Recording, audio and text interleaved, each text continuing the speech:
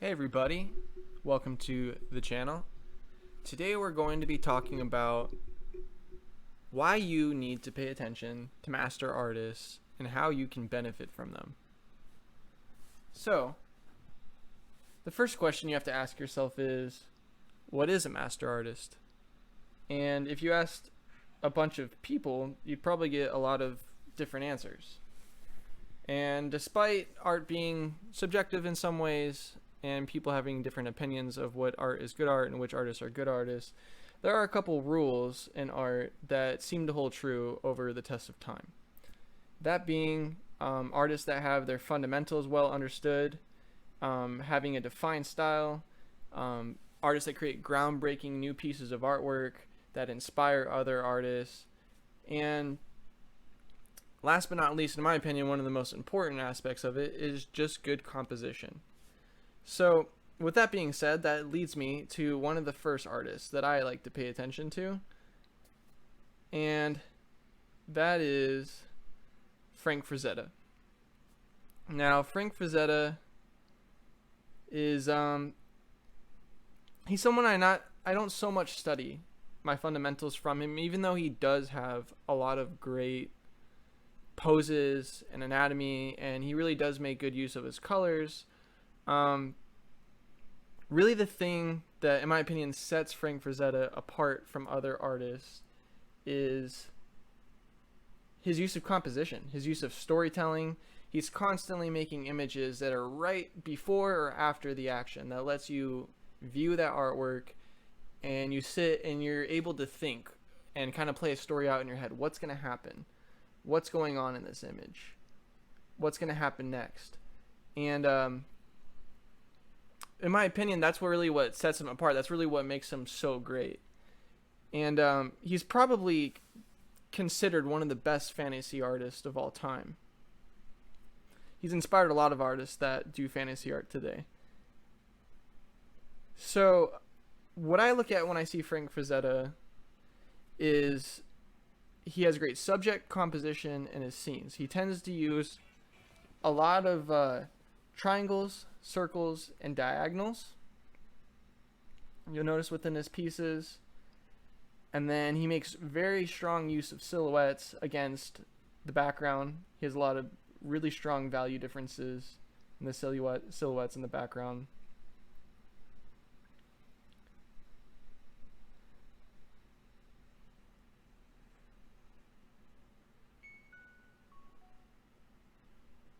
So, what I do when I draw Frank Frazetta, and why I think it's so important to study master artists, is if you want to develop good composition and scenes, that's where you're going to learn it from, is studying the master artists. You're going to need to learn what was going on in their head, what they were thinking of, what was going on in their planning and in their mechanics when they were drawing. So what I do is, like, for instance, if I were to take this image right here, I'd give myself 1 minute to try to draw it as quickly as I could. Maybe draw it a few times over the course of a minute. And then I'd try to then move from a minute to 5 minutes and try to take a little bit more time observing a few things. And then after that, move to 10 minutes. And what that's going to do is help me understand the artwork at different levels of complexity. It's going to help me understand the quick basic shapes and forms and silhouettes when I do the minute. And then when I get to the 10-minute point, it's going to help me observe some of the smaller details. So doing that practice every day is something that has really helped me a lot. It has really helped a lot of other artists. You can also apply that technique to life drawing as well to help your anatomy. And that's really how you're going to benefit from studying these artists, is you're going to benefit. I mean, you can just look at some of these artworks. Just look at the poses. Look how powerful they are. I mean, there's so much to study. You can sit and study this for a week straight and every day find out something new to really look at and pay attention to. And I mean, I see that as being such a critical thing to develop your style and enhance your techniques and your skills.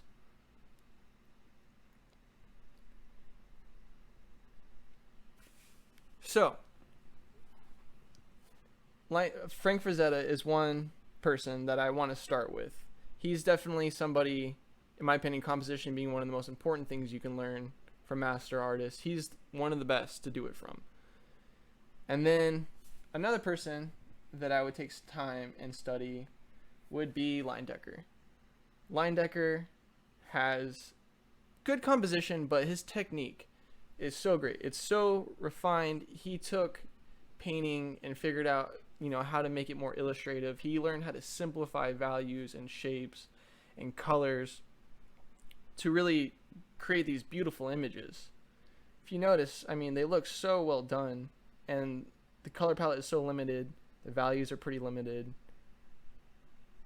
And if you even look closer at some of these shapes, at some of these pictures, you can really see how simple, it was all just being very intentional with each and every stroke, with all of his colors.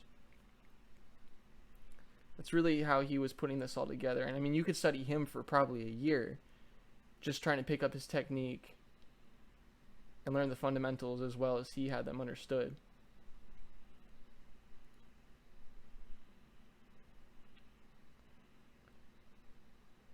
Just his use of color, everything was just so great.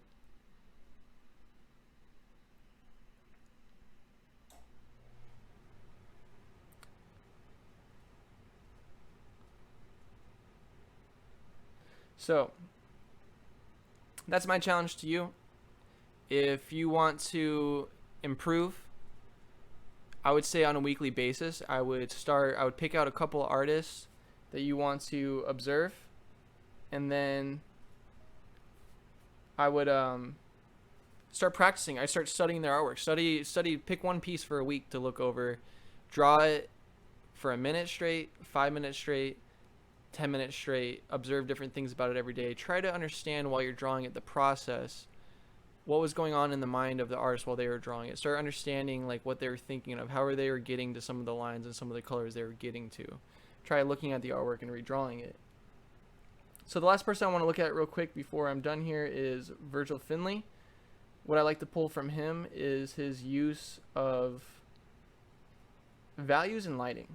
I think he had great poses and he drew great people, but really what pops to me is making amazing textures and lighting and values just through, if you look close enough, it's just stippling and a lot of intricate small line work, which is something like, it looks like he was working on Scratchboard or something. It was so good.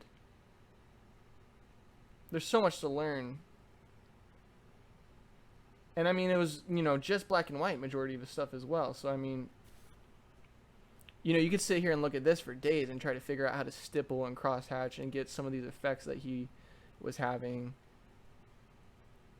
And there's so many artists out there to study, but what I would do is I would pick an artist that has great composition, study that artist. I would pick an artist that has great fundamental and technique, and then an artist that maybe just has, a mix of those things. I would pick at least 3 artists, and I would study them on a weekly basis and try to incorporate that into your daily practice.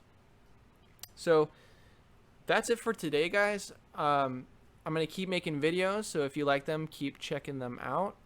I really appreciate that. And that's it. So peace out.